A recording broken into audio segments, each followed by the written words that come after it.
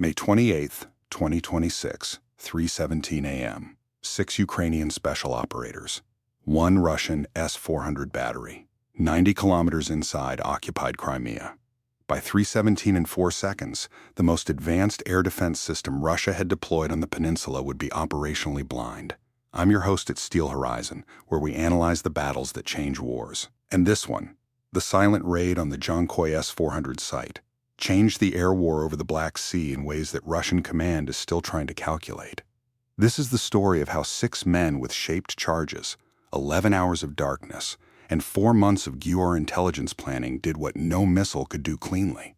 They didn't blow up a launcher. They didn't touch the transporter erector vehicles. They went for the brain. Stay with me, because what unfolds in the next 28 minutes reveals something fundamental about how Ukraine fights this war. Not with brute force, but with surgical precision that forces entire Russian defensive architectures to collapse from a single, perfectly chosen point of failure. Let's start where it always starts. Not with the raid itself, but with the problem that made it necessary.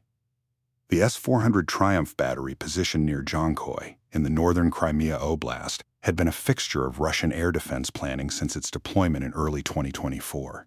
By the spring of 2026, it had become something more specific and more operationally dangerous than just another long-range surface-to-air missile system.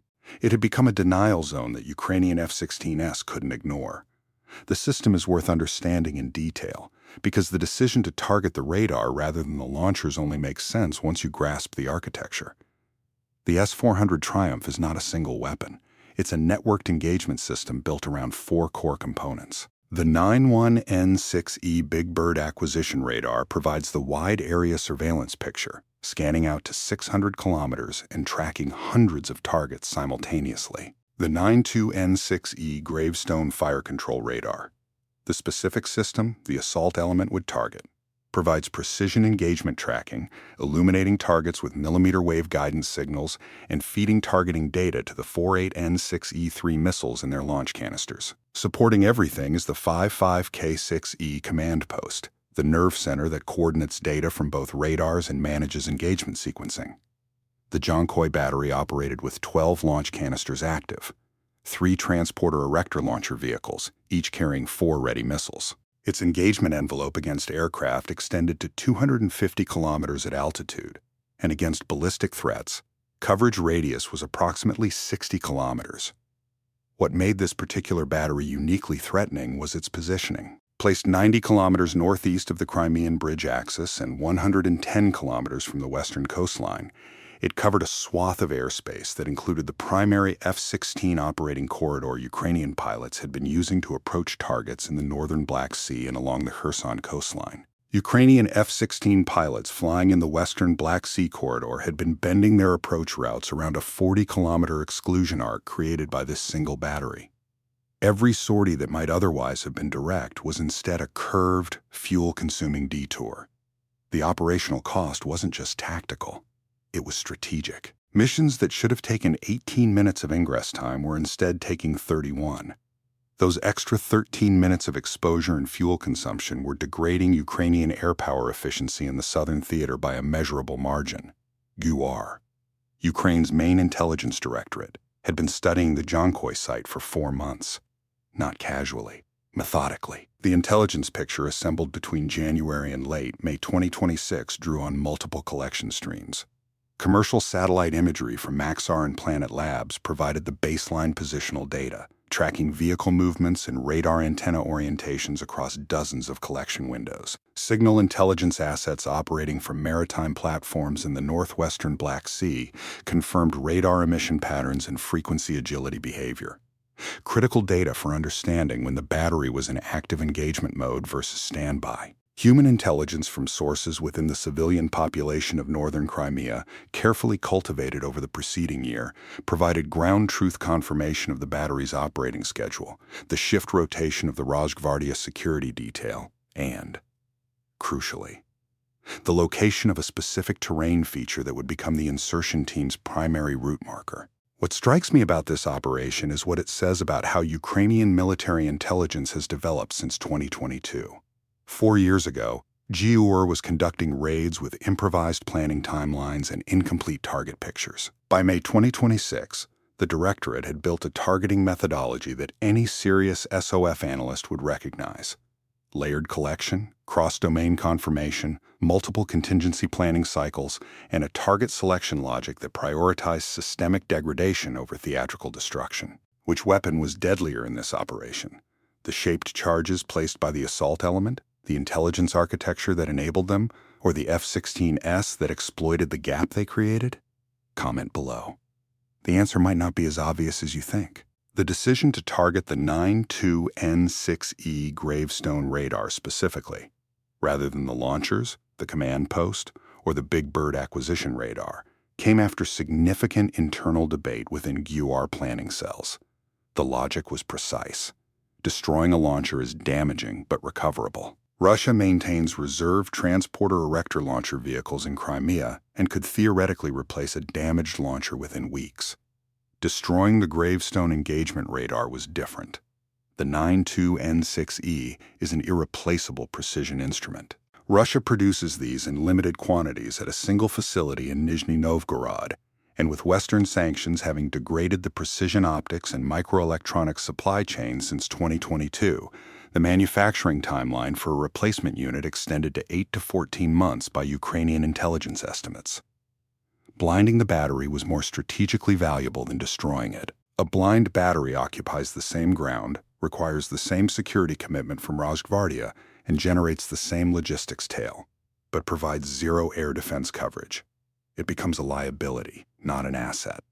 There was a second consideration. Destroying launchers would trigger an automatic Russian ballistic threat assessment, the kind that generates immediate retaliatory responses and heightens security states across all Crimean military installations. Taking out the radar cleanly, with shaped charges that produced a contained detonation signature, was designed to create initial ambiguity about what had happened. Had there been a technical failure? An accident?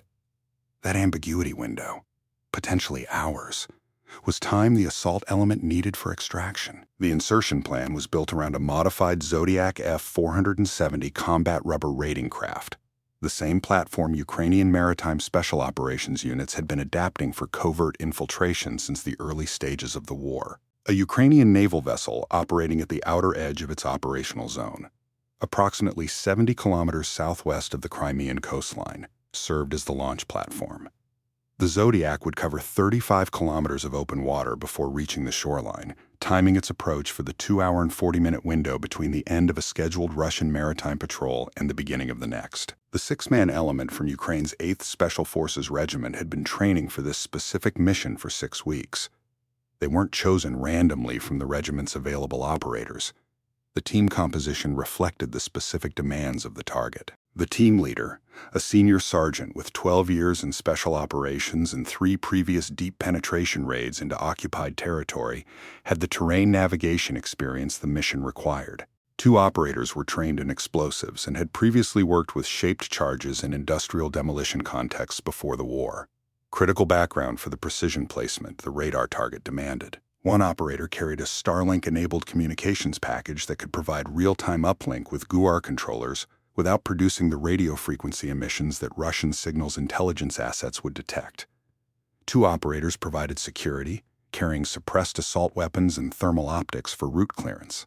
I spent weeks going through the declassified portions of GUR's post-operation assessment, and one detail kept standing out.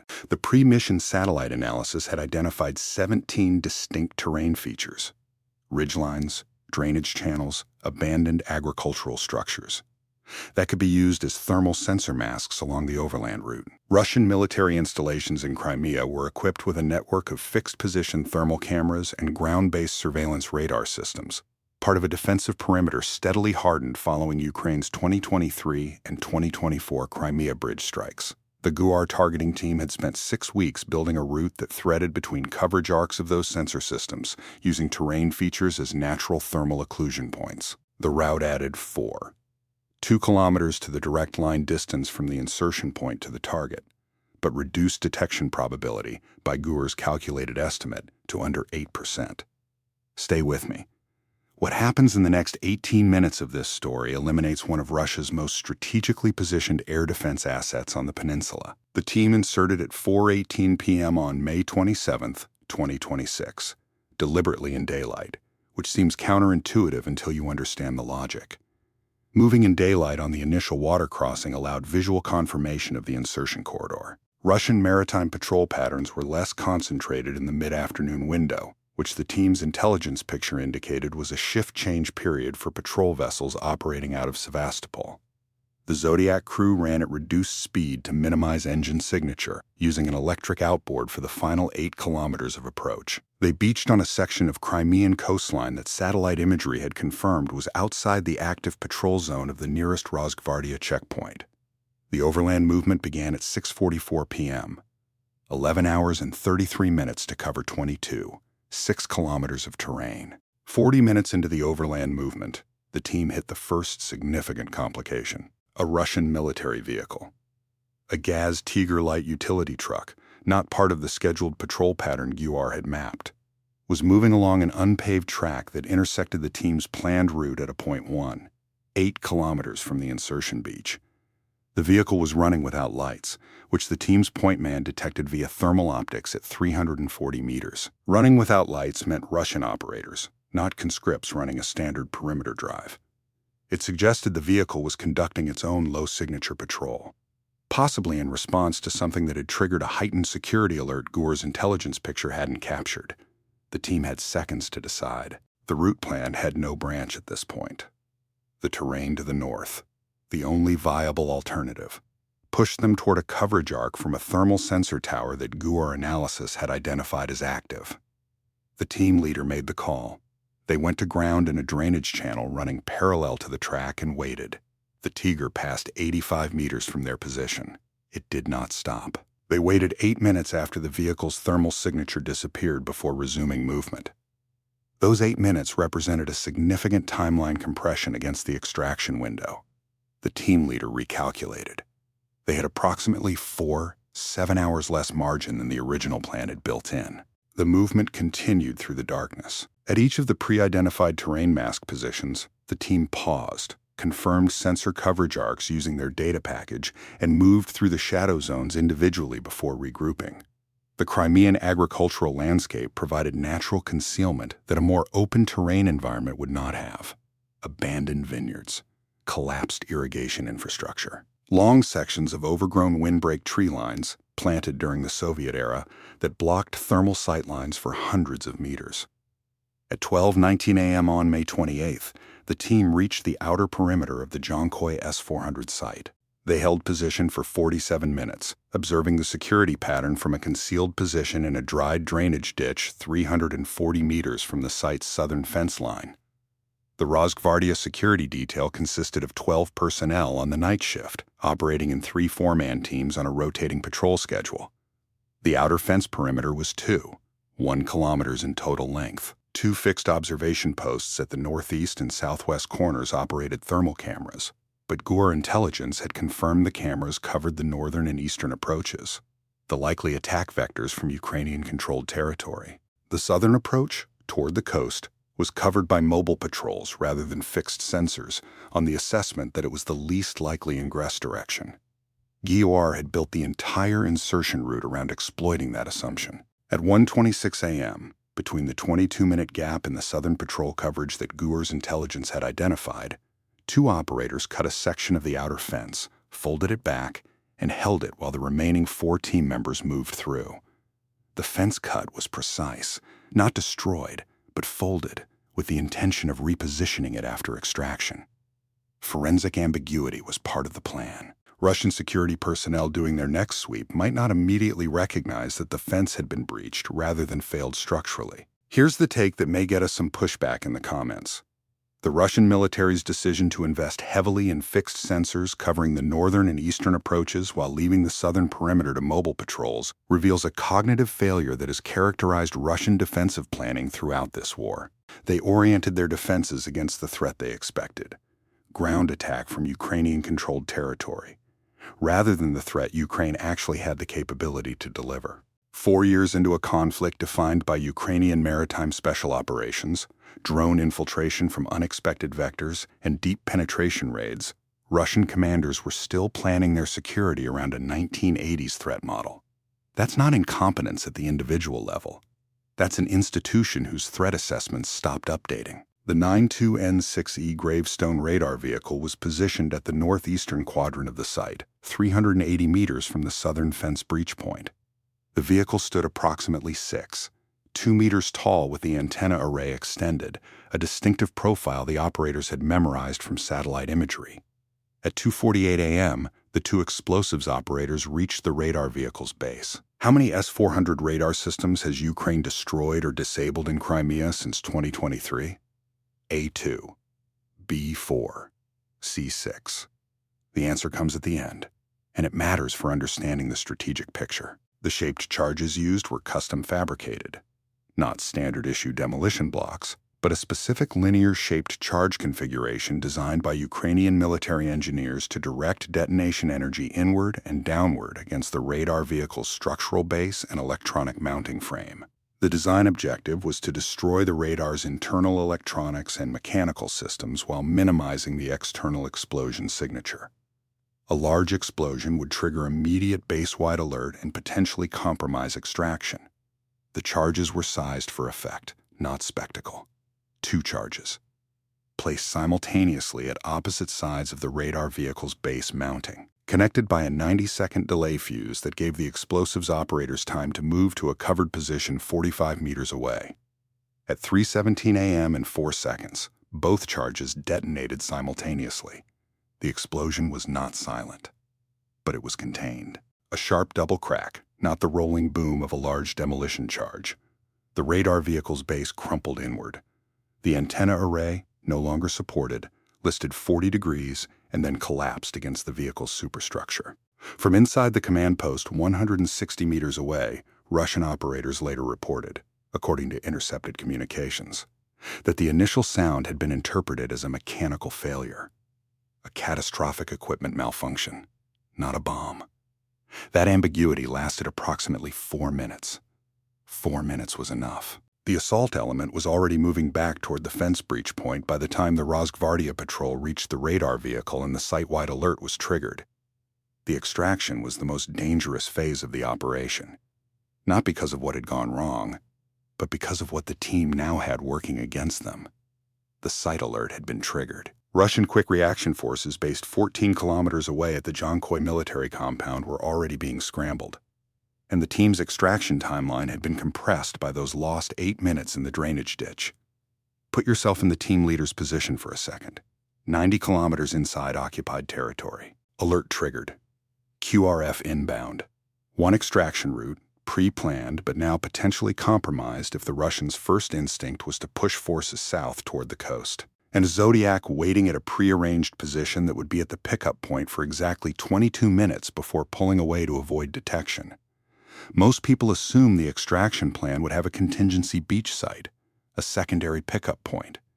And Guar's planning team had indeed identified 2 alternates. What the contingency plan couldn't account for was the reduced timeline. The primary route to the primary pickup point required 3 hours and 18 minutes of movement. The team now had approximately 2 hours and 49 minutes before the Zodiac's departure window closed.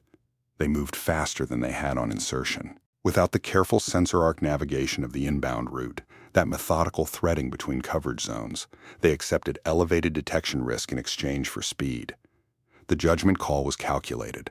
Russian forces in the first 30 to 45 minutes of a base alert concentrate their response at the alert site and along the most obvious approach routes. The southern route to the coast, precisely because it was the least expected approach vector, might actually be less crowded with responding forces than the northern and eastern routes.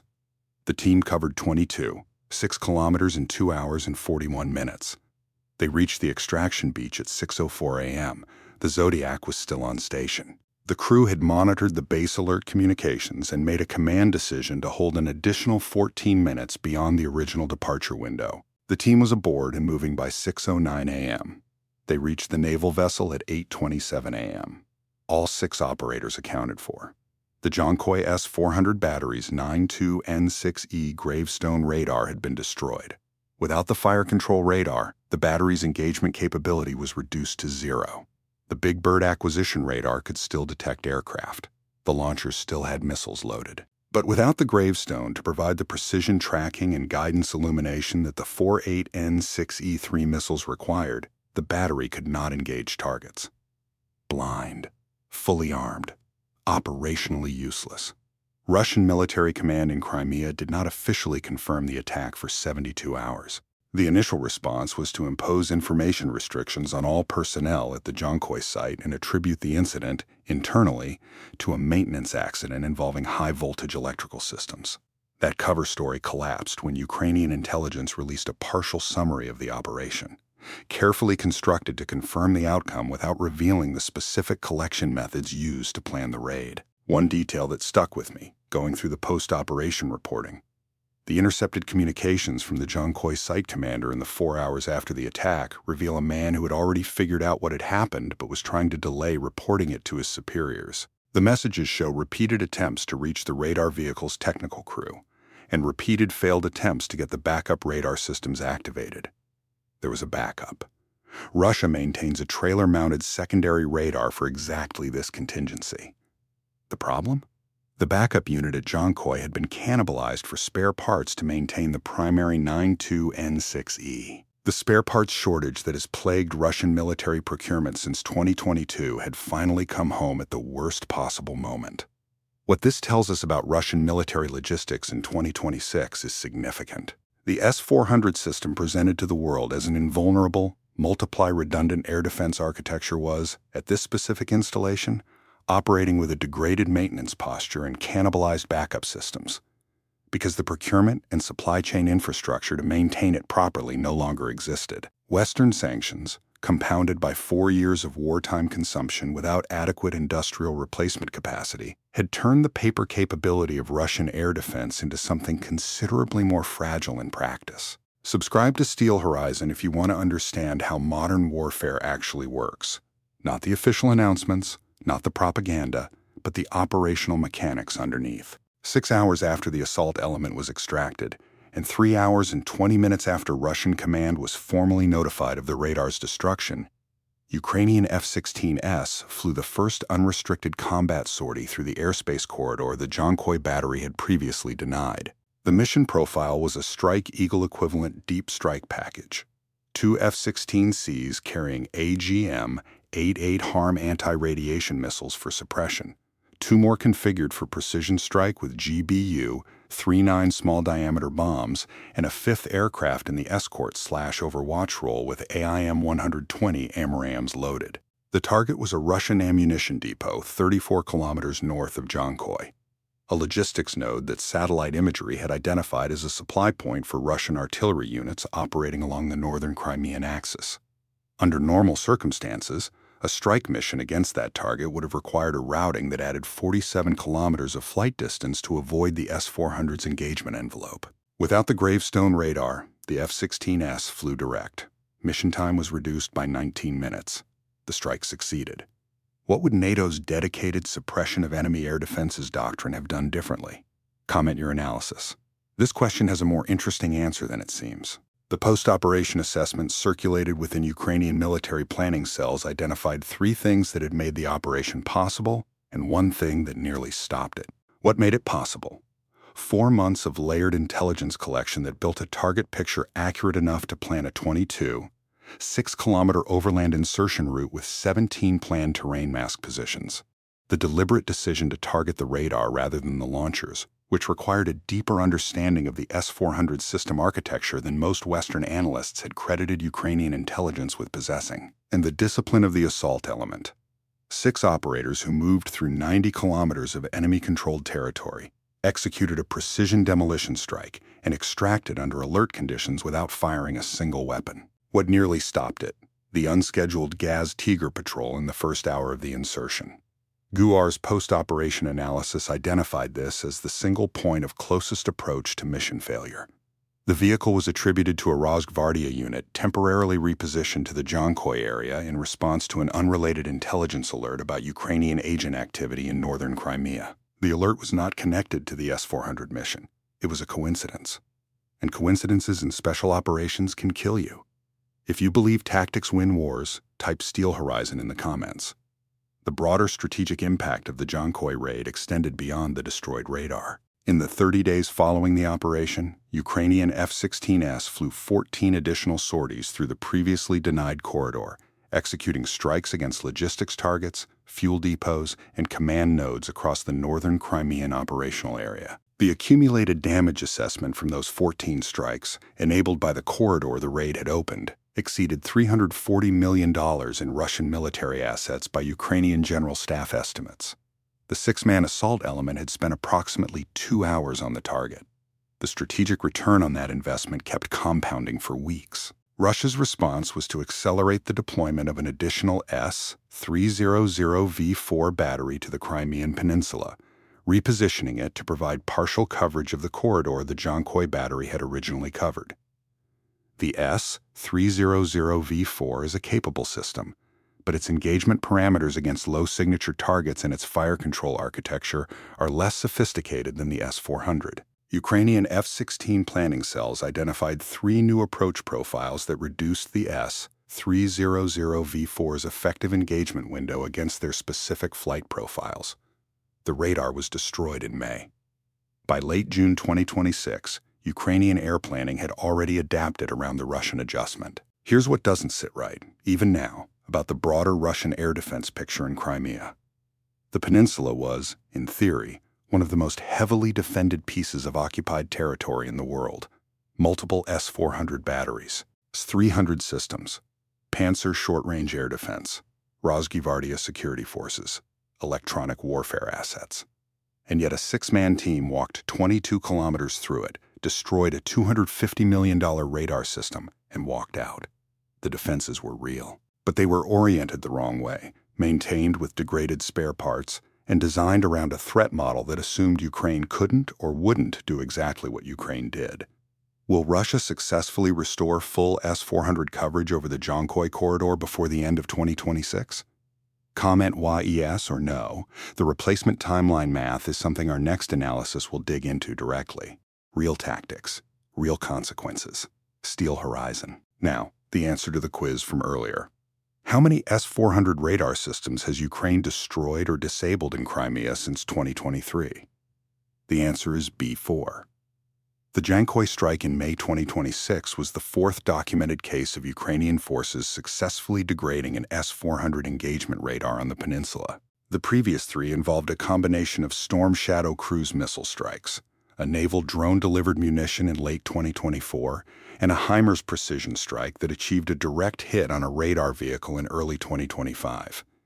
Each operation used a different delivery method. Each one demonstrated Ukraine's systematic campaign to dismantle Russian air defense architecture through attrition. Not in single dramatic strikes, but through sustained, methodical pressure that erodes capability faster than Russia can replace it. Was targeting the radar rather than the launchers the right tactical choice? The operational outcome says yes. But whether GUAR's 4-month intelligence investment was proportionate to the mission's risk is genuinely debatable. 6 operators, 90 kilometers inside occupied territory, with a backup radar that Russian forces had inadvertently degraded through their own parts cannibalization. Change one variable. Leave the backup functional, and the operation achieves its destruction objective without achieving its blinding objective. Could Russian forces have prevented this? Yes. Not through more sensors or more perimeter fencing. By maintaining their backup radar systems in operational condition, and by building security patrol schedules that were genuinely unpredictable rather than routinized. The unscheduled Gaz Tiger was almost the thing that saved them. But one vehicle following an irregular pattern against a backdrop of entirely regular security rotations is not a defense. It's noise in a pattern that was otherwise perfectly readable. What would you have done differently? If you were the GUAR planning cell, knowing what you know now, would you have targeted the radar? The command post? Would you have attempted a simultaneous strike on both the gravestone and the big bird to ensure complete blinding? The comment section belongs to the tacticians. Subscribe to Steel Horizon, because we break down the battles that textbooks will study for decades. The steppe north of Dzhankoi is quiet now. The launcher vehicles are still in position, their missiles still loaded, their targeting systems searching for data that will never come from the destroyed radar. Silent. Waiting for a signal that cannot arrive. The burned-out shell of the 92N6E gravestone sits where it fell, a $250 million monument to the gap between the capability a weapon system promises on paper and the capability it can actually deliver when the supply chain has been degraded. The backup has been cannibalized, and 6 determined operators have spent 4 months learning exactly where to place two-shaped charges. Modern warfare punishes tactical mistakes without mercy. Stay vigilant.